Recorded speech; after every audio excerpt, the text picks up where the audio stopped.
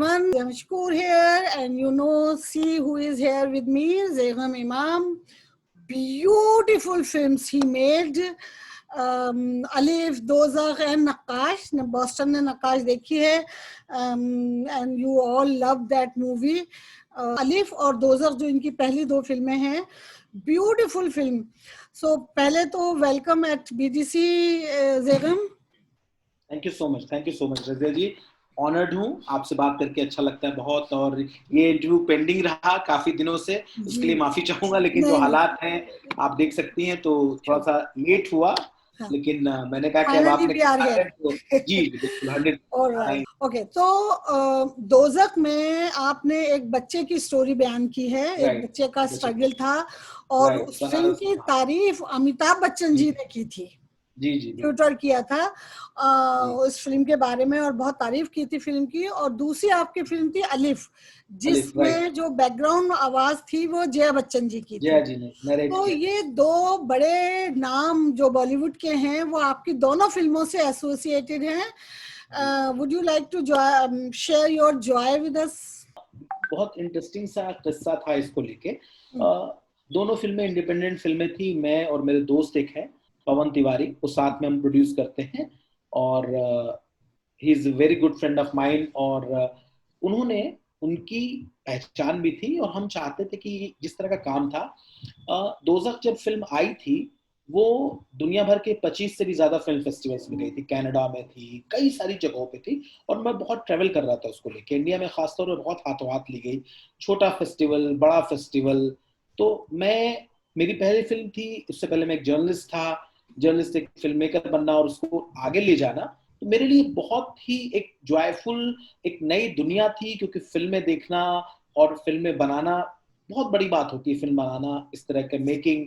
मैं सत्यजीत रे साहब से इंस्पायर्ड था बहुत ज्यादा. उनका काम मैं देखता था, उनके तरीके में देखता था. मैंने कोई प्रोफेशनल ट्रेनिंग नहीं ली. तो मेरा जो दोज़ख थी सबसे पहले वो कोलकाता इंटरनेशनल फिल्म फेस्टिवल में प्रीमियर हुई, जो इंडिया का बहुत बड़ा फेस्टिवल है, बहुत नामी गिरामी फेस्टिवल है, बड़े लेवल का फेस्टिवल है. उसमें मेन सेक्शन में फिल्म थी और मुझे अभी भी याद है कि एक शो था पहले उस फिल्म का, उसके बाद 3 शो किए गए फिल्म, क्योंकि ऑडियंस इतनी ज्यादा थी, माउथ पब्लिसिटी इतनी ज्यादा हो गई थी. तो ये एक बहुत बड़ी बात थी कि उसके बाद हमने, पवन जी ने बच्चन साहब से रिक्वेस्ट किया था, ट्रेलर उनको दिखाया और ले गए, सारी फिल्म दिखाई उनको. उस तरीके से उनको बहुत पसंद आई. तो ये एक बहुत बड़ी बात होती है कि आपका काम, पहला काम, आपका काम जिसको लेके आपका दिल धड़कता हो, आपको समझ आता हो कि यार मुझे आप एक लंबा सफर आप सोच के चले और पहले ही पायदान पे आपको एक अच्छी खुशी मिल जाए, एक अच्छा ब्लेसिंग मिल जाए, तो बहुत बड़ी बात होती है. तो ये एक बहुत ऑब्वियस सी बात है कि हर कोई बहुत बड़ी शख्सियत है वो, तो एक अच्छा लगता है. यही एक बात थी जो आगे ले गई हमको. और जया बच्चन को आपने कैसे इनवाइट किया? उनके वही, चूंकि वो बताया आपसे मैंने, उनके फैमिली फ्रेंड भी थे वो. तो जया जी को हमने पहले स्क्रिप्ट दी थी पढ़ने के लिए. स्क्रिप्ट दी थी, अलिफ की हमने स्क्रिप्ट दी थी पढ़ने के लिए. जी, तो मैंने स्क्रिप्ट दी थी पढ़ने के लिए. उनका फीडबैक मांगा था, उन्होंने काफी तारीफ की, अच्छा किया. और बहुत बिजी थी उस समय और सेशन चल रहा था दिल्ली में. मैं और मेरे दोस्त जो है, जिनका नाम मैंने लिया, हम गए दिल्ली और वहां पे उनका वॉइस ओवर उनका रिकॉर्ड किया. उन्होंने बहुत तारीफ की. बाद में जब लखनऊ में ट्रेलर लॉन्च हुआ था, उस वक्त के सीएम थे अखिलेश यादव, उन्होंने ट्रेलर लॉन्च किया था अलिफ का. वहां जया जी मौजूद थी, अभिषेक बच्चन साहब मौजूद थे, बहुत सारे लोग थे. काफी अप्रिसिएशन मिला. तो ये बहुत अच्छा लगता है कि फिल्म मेकर के लिए इससे बड़ी क्या चीज हो सकती है. आप भी समझ सकती हैं, एक फिल्म बफ के लिए, एक फिल्म मेकर के लिए इस तरह की चीजें सेलिब्रेट करना, एंजॉय करना, जिसके लिए नई सीढ़ी हो, जो नया आगे बढ़ रहा हो, उसके लिए बहुत बड़ी बात होती है कि इतने बड़े बड़े नाम आपके साथ एसोसिएट हो जाएं. आप You were here in Boston last year and Nakkash को आपका you got the best director of for this Nakkash. तो वो जॉय कैसा था आपका? वो आपकी फीलिंग क्या थी?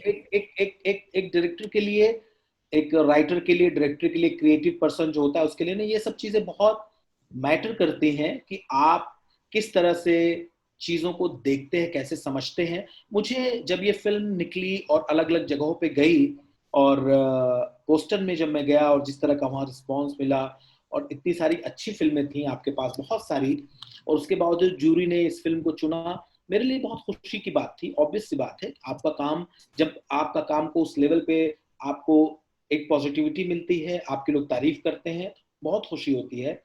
और IIFB में, बोस्टन में नक्काश को जो ऑनर मिला, उसने ये प्रूफ किया कि वाकई इस तरह का सिनेमा अगर आए तो लोग उसको देखेंगे। तो उसके लिए मैं हमेशा से शुक्रगुजार था। मैंने थैंक यू बोला ज्यूरी को, और जाहिर सी बात है आप हैं, ऑर्गेनाइजर्स हैं। बड़ी बात थी हमारे लिए, हमारी टीम के लिए, कि हमको 2 बड़े अवार्ड मिले, बेस्ट डायरेक्टर का अवार्ड और बेस्ट एक्टर का अवार्ड मिला था इनामुल हक साहब को मेन लीड के लिए। जी, ये बहुत अच्छी बात है। तो आपका जो बैकग्राउंड है वो शुरुआत आपकी जर्नलिज्म से हुई जी, है ना? You were the in journalism, आपने न्यूज़पेपर और मुख्तलिफ चैनल्स में काम किया, बिल्कुल। फिर आप फिल्मों में आ गए। तो ये सुपर पावर कौन सी है आपके पीछे जो काम कर रही है? मुझे लगता है ना कि देखिए, एक इंसान के लिए ना आगे बढ़ते रहना बहुत बड़ी चीज होती है।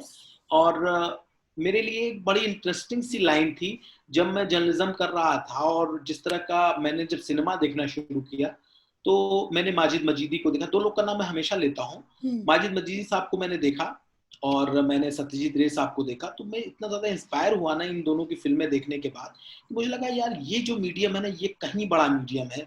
ये मैं अगर किसी खबर को लिखता हूँ, वो खबर किसी डिस्ट्रिक्ट में रह जाती है या आगे पढ़ती है, लेकिन ये जो है ना, ये वर्ल्ड वाइड मीडियम है। तो ये मीडियम को लेकर जो फैसिनेशन था मेरा, और जाहिर सी बात देखिए, इंसान के लिए एक जुनून चाहिए होता है, कुछ वो जिंदगी में बेहतर करे, आगे बढ़े, वो मेरे अंदर था हमेशा से। मुझे लगता था कि नहीं यार, मुझे अपने आप को और ज्यादा ढूंढना है, खंगालना है।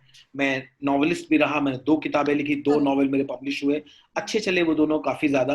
तो लोगों को लगता था कि मैं शायद राइटिंग पे ठहर जाऊं। मैंने कहा नहीं, क्योंकि राइटर का भी ना एक तरह से सिनेमा की मेकिंग में राइटर बहुत अच्छी स्क्रिप्ट लिख सकता है, बट उसको कैसे प्लेस करना है, किस तरह से दिखाना है, ये डायरेक्टर के हाथ में होता है। इसलिए मुझे ये जरूरत लगी इस बात की कि भाई डायरेक्ट सिर्फ लिखा ना जाए, डायरेक्ट किया जाए। तो जर्नी तो बड़ी कमाल की थी अपने आप में। मैं जर्नलिस्ट था, मुझे बहुत फायदा मिला इस बात का। और जो आपने एक बात, बहुत अच्छी बात बोली कि वो क्या एक पावर है, वो क्या सुपर पावर है। आप एक अच्छी जिंदगी जी रही है बोस्टन में, आपको क्या लगता है, क्या जरूरत है आपको, क्या आप घंटों घंटों इंटरव्यू लाइनअप करती हैं, बड़े बड़े प्रोग्राम्स कराती हैं, बुलाती हैं? मुझे नहीं लगता कि बहुत ज्यादा फायदे का सौदा है, क्योंकि ऐसी कोई बड़ी इवेंट कंपनी नहीं है आपकी, लेकिन फिर भी आप कर रहे हैं। एग्जैक्टली, हाँ, कि वो अपने पास से लगता है। लेकिन एक क्रिएटिव सेटिस्फेक्शन जो होता है ना, वो इंसान को आगे बढ़ाता है। तो वही एक क्रिएटिव सेटिस्फेक्शन की तलाश मुझे भी रही। और इंटरेस्टिंग है, बहुत मुझे लगता है व्यूअर्स को ये बात जरूर जाननी चाहिए, बहुत इंटरेस्टिंग था वाकया था कि एक जो मेरी फिल्म में जो बच्चा था, पहली फिल्म की बात कर रहा हूँ, दोज़ख में, उसको एक सीन था, उसमें दफन करने का सीन था। तो अब ये था मसला कि रियल शूट करना था, उसको उस तरीके से दिखाना था। तो उसकी माँ जो है वो डर रही थी। तो मैंने क्या किया कि मैंने जो है, अच्छा, क्योंकि हम लोग रियलिस्टिक लोग हैं, जर्नलिज्म के बैकग्राउंड से आए हैं, तो हम नहीं फेक चीजें करते, हमको लगता है कि एकदम सही से तरीके से दिखाते हैं उसको। तो मैं खुद, आप समझिए, वो रात का सीन था, रात में शूट हो रहा था, 1 बजे कब्र में मैं एक पतली सी चादर बिछा के मैं उसको लेट के बता रहा हूँ, देखो कोई प्रॉब्लम नहीं होगी, कोई प्रॉब्लम नहीं, वो करते हैं। ये एक एक्सपीरियंस है। अब देखिए इसका दूसरा, कि एक सीन में, उसी फिल्म में एक सीन में चिता के ऊपर जलना था। अब वो जिसको जलना था, अब उसको लग रहा था कि यार ये चिता के ऊपर लिटाएंगे मुझे। वहां अगेन मैं फिर से लेट गया, वहां अगेन में फिर से लेट गया, गंगा किनारे। सुबह के 5 बजे का सीन था, हल्की हल्की रोशनी, सूरज निकल रहा था, इस तरह का कुछ हमको चाहिए था। तो हमारी टीम पहुंच गई और सबको एक दूसरे का मुंह देख रहे थे कि भैया आप कौन करेगा। तो मैं लेट गया। ये एक पैशन होता है आपके, आप समझते हैं कि आपको क्या दिखाना है, आपको क्या बताना है। तो ये चीजें आपको मोटिवेट करती हैं, आगे बढ़ाती हैं। जब आप अपने पैशन के लिए, अपने सपने के लिए बहुत कुछ करना चाहते हैं, चाहे वो फिल्म मेकिंग हो, चाहे वो कुछ भी दूसरी चीज हो, अगर आप दिल से करेंगे, वाकई अपने अंदर झांक के अपने आप से सच बोलेंगे। ये एक चमक दमक की दुनिया देख के बहुत सारे लोग आते हैं, उनको लगता है कि बहुत आसान है मेकिंग कर लेना, सब कुछ कर लेना, बट इसका एक प्राइस है जो आपको पे करना पड़ेगा। हर कोई करता है, आपको भी करना पड़ेगा। बिल्कुल बिल्कुल बिल्कुल। अच्छा, आप बार बार नाम ले रहे हैं सत्यजीत रे जी का और माजिद साहब का, तो मेरा दूसरा क्वेश्चन यही था कि आप किससे इंस्पायर्ड हैं? तो आप ऑलरेडी बता चुके हैं, लेकिन क्यों आप उनसे इंस्पायर्ड हुए? मुझे देखिए बड़ा इंटरेस्टिंग सवाल है रजिया जी। मैं जिस तरह से, मेरी पहली फिल्म में लीड रोल में बच्चा था, दूसरी फिल्म में भी लीड रोल में बच्चा था, और तीसरी नक्काश में भी उसका एक जो इनामुल हक साहब ने रोल प्ले किया, उसका भी एक बच्चा था, जिसको मैंने बहुत रिलेवेंटली बहुत अच्छे तरीके से यूज किया। मुझे जब मैंने माजिद साहब की फिल्में देखी बहुत सारी, जब चिल्ड्रंस ऑफ हेवन वगैरह और दूसरी जो फिल्म है, वो इतना टच करता था मुझे, इतना टच करता था अंदर से ना, कि वो जो इमोशन है, वो जो रियलिटी है ना, वाकई वो अपने आप में देखने लायक है। उनकी एक फिल्म है, उसका एक सीन है कि बच्चे सारे मछलियां पकड़ के ले जा रहे हैं ट्रक के ऊपर, और ट्रक का एक्सीडेंट हो जाता है, नीचे वो गिर जाता है, एक नाली है, उसकी आंखों में आंसू, और वो सारी मछलियां पकड़ पकड़ के फेंक रहा है। ये एक बहुत बड़ी बात है अपने आप में, जिस तरह का ये सीक्वेंस है, इमोशनल कनेक्ट होता है। आप हर आदमी अपना एक हिस्सा ढूंढता है, किसको क्या बनाना है, किसी को क्राइम पसंद है, मुझे इमोशंस पसंद है, मुझे इंसानी रिश्तों की बात कहना पसंद है, मुझे इंसानी कहानियां कहना पसंद है। तो मुझे इस चीज ने बहुत ज्यादा अपील किया, मुझे बहुत अपील किया इस बात को, कि कैसे एक बच्चों को टूल बना के कितनी खूबसूरत खूबसूरत बात कही जा रही है। मैंने एक चीज नोट किया आपकी फिल्मों में कि इमोशंस तो बहुत सारी फिल्मों में होते हैं, लेकिन आपके यहाँ जो उन इमोशन से जो कशीद करते हैं आप, जो एक्सट्रैक्ट निकालते हैं, वो आपके तीनों फिल्मों में है। मैं वही कह रहा हूँ कि चूंकि मैं उस छोटी छोटी उन जगहों से आया हूँ, मैंने वो इमोशंस देखे हैं, मैंने वो रियलिटी देखी है। और मैं जो आपसे बात कर रहा था कि मुझे आज तक हमेशा, मैंने ना बड़ी ऐसी फिल्में बनाई हैं जिनको लेके शुरुआत में बड़ी कंट्रोवर्सी होने की कोशिश हुई, लेकिन मैं हमेशा ना मेकिंग पे ज्यादा ध्यान देता हूँ, कंट्रोवर्सी पे ना कभी ध्यान नहीं रहता। हमेशा जब भी बातें शुरू हुई, दोज़ख को लेके कंट्रोवर्सी शुरू हुई, अलिफ को लेके कंट्रोवर्सी अलग हुई, नक्काश को लेके लोगों ने कंट्रोवर्सी शुरू की, बहुत सारे लोगों ने कुछ कुछ लिखना चाहा, मैंने कभी नहीं। मुझे हमेशा एक जो अच्छा रिमार्क मिला, मुझे जिसको खुशी होती है ना, लोग आज भी ये बात पलट के मुझसे कहते हैं ना कि आप बहुत बैलेंस फिल्में बनाते हैं। आपने कभी ये नहीं कहने की कोशिश की कि अगर आप हिंदू मुस्लिम की बातें करते तो आप कभी जैगम इमाम कभी ये नहीं कहता अपनी मेकिंग के जरिए कि भैया एक धर्म वाला खराब है, दूसरा वाला अच्छा है। दोनों को जिस तरह से दिखाया जाता है, इवन नक्काश में आप देखिए जिस तरह से दोनों को प्ले किया गया है, दोनों को पोर्ट्रे किया गया है, तो ये एक बहुत बड़ी बात होती है। और ये आपके अंदर ये करे जाता है क्योंकि आपको पता है कि जब आप सच दिखा रहे होते हैं तो आपको किसी से डरने की जरूरत नहीं है, सच आपको करेज देता है। सब गलत नहीं है, लोग गलत हो गए, और लोग भी सब गलत नहीं है, मगर एक ग्रुप है, हर मजहब में एक ग्रुप है जो बेवकूफियां कर रहा है। तो एनीवे आप ये बताइए, अरे आप बहुत सीरियस बातें कर रहे हैं, आप ये बताइए चावर में गाना गाते हैं कि नहीं गाते हैं? गाना कभी कभी गाता हूँ, बहुत मैं चावर में गाते हैं या ऐसे आम तौर पर? नहीं, मैं रेगुलर बेसिस पे तो नहीं गाता, लेकिन कभी कभी कोशिश कर लेता हूँ कि ठीक है कुछ गाने की। हाँ, कोशिश करते तो अब आपकी जो फिल्में हैं, जो भी आपका ग्रुप बना 3 फिल्मों के बाद इंडस्ट्री में, जी जी जी, सबसे ज्यादा करीब आपके उस ग्रुप में कौन है? देखिए, बहुत ही टफ सवाल आप पूछ रहे हैं कि कौन सबसे ज्यादा करीब है। ये तो मतलब दोस्ती बनती जाती है। आई मीन पावन तिवारी तो आपके पार्टनर हैं, तो वो करीब है। एक बहुत इंटरेस्टिंग चीज है रजनी जी, जिंदगी मुझे लगता है ना कि ये एक सफर है, चलता रहता है, जिसमें फिल्म मेकिंग की बात खासतौर पर अगर करें, पड़ाव आते रहते हैं, लोग आते रहते हैं, जाते रहते हैं। अब ये बड़ी टफ चॉइस आपने दे दी कि मैं बोलूं कि कौन है। एक नहीं 2-3 बता दें, ऐसा कई सारे लोग, बहुत सारे लोग जो नजदीक हैं, जिनको मैं बहुत पसंद करता हूँ। कुमुद जी आपने इससे पहले नाम लिया था, कुमुद मिश्रा जी का मुझे बहुत पसंद है, बहुत ही एलिगेंट अलग तरह की पर्सनालिटी है। दानिश हुसैन साहब हैं, दास्तान गोई करते हैं, वो मेरे बड़े करीब हैं। हम अलिफ से पहले, अलिफ में तो हमने काम किया था, अभी मैंने इंटरव्यू किया जी, आपने इंटरव्यू किया होगा उनका, बहुत करीब हैं वो हमारे, उनको काफी पहले से जानता हूं मैं। तो इनामुल हक साहब हैं, शारिफ भाई हैं, बहुत सारे लोग इस तरह के जो दोस्त हैं। Very nice, very nice. Sushant Singh साहब के साथ भी काम कर चुका हूं मैं। 2011 में एक क्राइम शो वो कर रहे थे पहला, मैं लिखता था वो शो उनके लिए। तो मैं उस वक्त जाके हम लोग बैठ के आपस में डिस्कशन करते थे कि आपको इस तरह से बोलना है, वो कलर्स पे आता था वो शो। तो सारे लोगों के साथ काम होता रहता है। अब ये है कि बहुत सारे लोग उस इंडस्ट्री की भीड़ में छूट जाते हैं, फिर बाद में मिलते हैं, ये चलता रहता है ऊपर नीचे प्रोसेस करके। चलें ठीक है, नो प्रॉब्लम। आपके पास बहुत लंबी लिस्ट है। और अभी ये बताइए कि अगर आप कुछ नहीं कर रहे हैं और आपका दिन बहुत खराब जा रहा है, तो आप उसको किस तरह से मैनेज करना चाहेंगे? देखिए, बहुत इंटरेस्टिंग होता है मुझे ना, वैसे खराब दिन को मैनेज करने के बहुत सारे तरीके हैं, बस आपके अंदर थोड़ा सा अपने दिमाग को ठंडा करने का की कुव्वत होनी चाहिए कि आप अपने दिमाग को ठंडा कर लें अच्छे से। कैसे करते हैं ठंडा? मैं एक तरीका बताइए हमारी पब्लिक को। नहीं, पब्लिक को तरीका तो, पब्लिक तो बहुत समझदार है, पब्लिक तो खुद आजकल पब्लिक जो है वो तो दूसरों को तरीके बताती है। हर आदमी अपना तरीका होता है। अच्छा खाना खा सकते हैं आप, अच्छी चाय पी सकते हैं, एक अच्छा म्यूजिक सुन सकते हैं। ये मैं अपनी बात कर रहा हूँ कि अपने सफर में आप अपने को किस तरह से देखते हैं। हाँ, अब ये है कि आपके घर में आप अपनी गर्लफ्रेंड से अच्छी अच्छी बातें कर सकते हैं, वाइफ है तो उसको कुछ कुछ अच्छा कुक कर सकते हैं कौन उसके करता है लिए भी। बातें भाई, सारे के सारे गर्लफ्रेंड से बातें करके खुश हो जाते हैं। खुश हो जाते हैं, वाइफ से correct। तो आजकल सब झगड़ा कर रहे हैं, घर में बैठे हुए हैं। नहीं, इसीलिए कहा गया है कि बीवेयर रहे भाई, लॉकडाउन में इस तरह की कोई हरकत न करे घर में, नहीं तो बड़ी मुश्किल हो सकती है। हाँ। जी, अच्छा परेशानी ये डबल हो बताइए सकती कि है। आपको क्या ऐसी चीज है जो आपको इंस्टेंटली स्माइल देती है? कुछ भी वाह, ये ऐसा तो जो मैं समझ आप गया। देखें और फट से आपको हंसी आ जाए।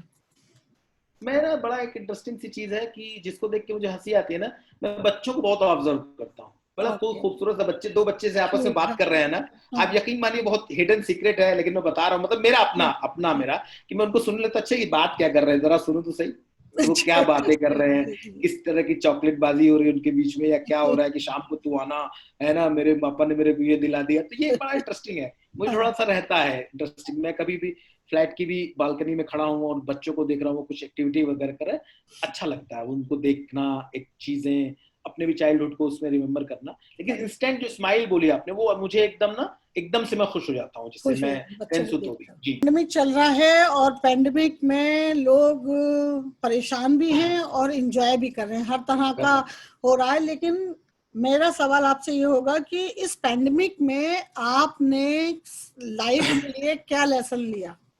बहुत ही, बहुत जबरदस्त सवाल है, और मैं बहुत ही सीरियस बात कहना चाहूंगा इस बात को लेके कि इंडस्ट्री में भी बहुत हलचलें हुई, बहुत सारे दोस्तों ने, बहुत सारे लोगों ने डिप्रेशन और दूसरी तरह की बातें कही।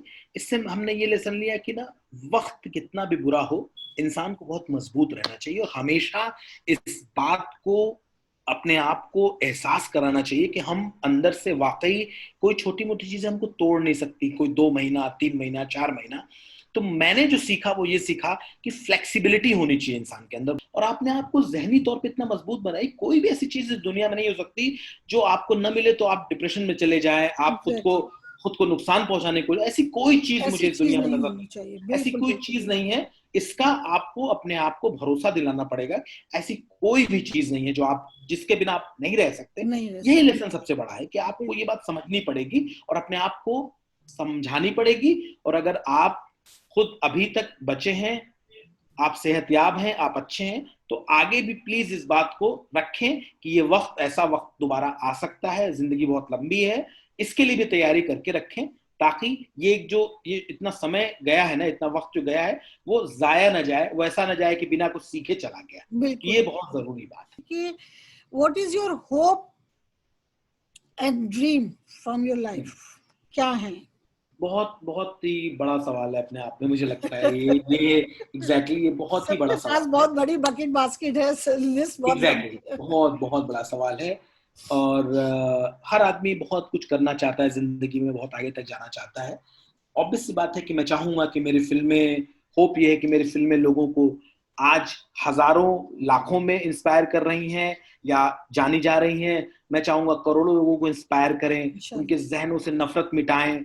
ये ड्रीम है मेरा, ये बिल्कुल। ड्रीम है मेरा कि मैं चाहता हूँ जिस तरह के सिनेमा में बनाता हूँ, भारत में खासतौर पे जो कहा जाता है, हिंदू मुस्लिम की बात होती है कि भाई जैगन इमाम की फिल्में हिंदू मुस्लिम से रिलेटेड होती हैं, और आप देखिए भारत में करोड़ों लोग हैं हिंदू मुस्लिम, और कितनी बड़ी बड़ी चीजें हो चुकी हैं, इंडिया का बंटवारा हो चुका है इस हिंदू मुस्लिम इन सारी बुनियादों पे। ये फिल्में दूर तक इंस्पायर करें, लोग समझें इन सब बातों को। ये यही ड्रीम है बहुत बड़ा, कि लोगों को इंस्पायर करना through cinema, through a medium जो मुझे बहुत ज्यादा पसंद है, जिसको मैं चाहता हूँ कि हाँ यार, मैं अपनी बात कहना चाहता हूँ। आपका 12वां सवाल है, tell us something about your new film. उसमें बहुत इंटरेस्टिंग चीज है रज़िया जी, क्योंकि पैंडेमिक में थोड़ी चीजें बदल दी हैं। मैं एक 2 फिल्में कर रहा था, एक फिल्म नकलची है वो तो ऑफिशियली अनाउंस होने वाली थी, लेकिन अभी हम एक फिल्म कर रहे हैं बहुत जल्द, यूके में करेंगे उसको हम। सब कुछ हो चुका है, अनाउंसमेंट होने वाला, उसका एक रोमांटिक कॉमेडी है, वो लंदन में बेस्ड है और दिल्ली में बेस्ड है फिल्म। तो मेरे ख्याल से 70-80% शूट उसका यूके में होगा, देन हम दिल्ली में करेंगे। बट काफी चीजें फ्लोर पे जाने वाली थी, लेकिन चूंकि ये सब चीजें चल गई और अभी बिल्कुल भी पता नहीं चल पा रहा है, तो कोई भी श्योरिटी किसी तरह की नहीं है अभी कि हम कब तक फ्लोर पे जा पाएंगे। ये ऑनेस्ट बात है, बिल्कुल कहने को कुछ भी कहा जा सकता है, बस ये ऑनेस्ट बात है कि अभी कुछ नहीं है। तो ये 2 फिल्में हैं, नकलची एक सटायर है और ये एक लव स्टोरी है। तो फिलहाल 2 फिल्में जो हैं लाइंड अप हैं। जो चले, good luck, wish you good luck for जल्दी से ये पैंडेमिक खत्म हो और चीजें खुले। और शायद मुंबई में तो शायद अनाउंस हुआ है कि कुछ शूटिंग नहीं, मुंबई में सिर्फ अभी टीवी शोज शुरू हुए हैं, उसमें भी कुछ शोज में अभी कुछ शोज में 1-2 मेंबर्स को कोरोना हो गया तो शूटिंग रोकनी पड़ गई। जी, वो प्रॉब्लम है कोविड की वजह से। जी, तो अभी वहाँ हालत बहुत अच्छी नहीं है, दैट्स वाई लोग अभी सोच रहे हैं किस तरह से करें, लेकिन अभी कुछ भी कहना बहुत जल्दबाजी है थोड़ी सी कि ऐसा हो जाए। कोई नहीं, इंशाल्लाह हो जाएगा शुरू वो भी। अच्छा, तो यहाँ आपके हमारा 12 और 10 के 12 क्वेश्चन पूरे हो गए। 13 क्वेश्चन मैं आपसे इसलिए पूछूंगी क्योंकि आपकी पहली फिल्म थी दोज़ख, राइट, बिल्कुल टोटली डिफरेंट सब्जेक्ट के साथ। फिर आपकी फिल्म थी अलिफ, बिल्कुल टोटली डिफरेंट सब्जेक्ट के साथ। एंड देन यू मेड नक्काश। या भाई आप ये बताइए कि आप कोई ऐसी कमर्शियल फिल्म नहीं बना रहे हैं जिससे पैसा कमाया जा सके? You don't want make money? नहीं, देखिए बहुत इसमें थोड़ा सा क्योंकि ये अच्छा सवाल है आपका, मैं बताता हूँ जी। इसमें एक अच्छी चीज मैं बताऊँ आपको कि मेरी जो पहली फिल्म थी दोज़ख, वो एरोस नाउ पे स्ट्रीम कर रही है, और जो दूसरी फिल्म थी वो हॉटस्टार पे है, और तीसरी फिल्म हमारी ऑलमोस्ट बात फाइनल है, आ जाएगी। ऐसा नहीं है, लोगों को लगता है सिर्फ, क्योंकि जिस तरह का सिनेमा है उसमें थोड़े पैसे उतने नहीं लगते जितने कमर्शियल फिल्मों में लगते हैं, गाना बजाने में लगते हैं, बड़े स्टार्स में लगते हैं। तो एक प्रॉफिट है और इसीलिए सरवाइव में कर रहा हूँ। ऐसा नहीं है, पैसा तो एक फ्यूल की तरह है, लाइफ में डीजल और पेट्रोल की तरह, उसके बिना कैसे काम चलेगा। तो आते हैं पैसे, जी आते हैं पैसे, और कुछ अभी काफी नई जो फिल्में हैं, अपकमिंग प्रोजेक्ट्स हैं, उसकी साइनिंग वगैरह है, तो पैसे तो ठीक ठाक आ जाते हैं। अब यही है कि एक मेकर को भी, देखिए एक हर आदमी की एक लाइफ स्टाइल होती है अपने आप में। जो फिल्म का डायरेक्टर होता है ना, डायरेक्टर कभी स्टार की तरह बहुत ज्यादा जिंदगी जीने की ख्वाहिश बहुत से लोग रखते होंगे, लेकिन बहुत सारे लोग जो मेकर्स हैं ना, वाकई में उस तरह से जीते हैं अपनी जिंदगी। तो एक उस लेवल पे लाइफस्टाइल भी रिक्वायर्ड नहीं होती जितने बड़े बड़े स्टार जी रहे हैं, तो उतना पैसा रिक्वायर्ड नहीं होता। तो डायरेक्टर को जितना पैसा रिक्वायर्ड होता है उसको मिल जाता है। Anything else you want to say to your fan, your viewers? नहीं, शुक्रिया और थैंक यू सो मच। मैं कहना चाहूंगा आपको, IIFB के लिए मेरी बहुत सारी शुभकामनाएं। बुरा वक्त निकल जाए, लोग अपना ख्याल रखें और मजबूत बने, अपने आप को इस बात का भरोसा दिलाएं कि 3 महीने 4 महीने किसी बुरे वक्त से आपकी 70-80 साल की जिंदगी नहीं खराब हो सकती। ये प्लीज इस बात को जरूर से ख्याल रखें। इस बात को रखना बहुत जरूरी है कि दुनिया ने इससे पहले भी बहुत बड़ी मुश्किलें देखी हैं, ये चला जाएगा वक्त। अपना ख्याल रखें और बेहतर तरीके से आगे बढ़ें जिंदगी, आगे बढ़ें इंशाल्लाह। तो चलें, थैंक यू सो मच।